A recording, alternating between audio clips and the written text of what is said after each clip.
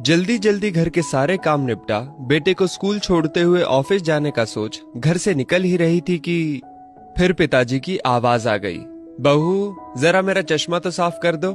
और बहू झल्लाती हुई कपड़ा ला चश्मा साफ करने लगी। इसी चक्कर में बेटा स्कूल में और खुद आज फिर ऑफिस देर से पहुंची। गाहे बगाहे पिताजी की यूं घर से निकलते हुए पीछे से आवाज देने की आदत बहू को अच्छी नहीं लगती थी, पर जानती थी कि पलंग से ना उठ पाने के बावजूद पिताजी पूरे दिन में उसे यही एक दो काम ही तो कहते थे।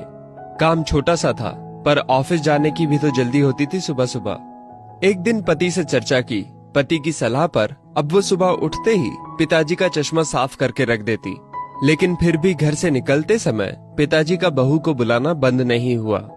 दिन बीते, एक समय वो आया कि समय से खींचातानी के चलते अब बहू ने पिताजी की पुकार को अनसुना करना शुरू कर दिया। एक दिन ऑफिस की छुट्टी थी तो बहू ने सोचा क्यों ना घर की साफ सफाई कर लूं। अचानक पलंग से नीचे गिरी पिताजी की डायरी हाथ लग गई। उसे पलंग पर उठाकर रखते हुए उत्सुकता हुई कि देखूं तो सही पिताजी सारा दिन क्या लिखते रहते हैं। यही सोचकर यूं ही खोल दिया एक पन्ना। उस पन्ने पर लिखा था, मेरी प्यारी बहू, आज की इस भागदौड़ भरी जिंदगी में घर से निकलते समय बच्चे अक्सर बड़ों का आशीर्वाद लेना भूल जाते हैं। बस इसीलिए जब तुम चश्मा साफ कर मुझे देने के लिए झुकती हो तो मैं मन ही मन अपना हाथ तुम्हारे सिर पर रख देता। वैसे मेरा आशीष सदा तुम्हारे साथ है बेटा। आंखें नम हो गईं। बस अगले दिन से ही बहू ससुर का रिश्ता मानो पिता पुत्री में बदल गया।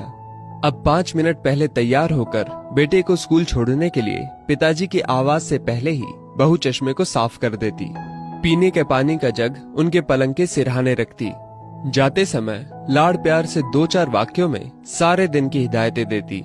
कभी उनके फल या दवाई ना खाने का उलाहना, और अंत में, अच्छा बाबूजी ऑफिस को देरी हो रही है, चलो बेटा बाबूजी को बाय बोलो, कहकर घर से निकलती।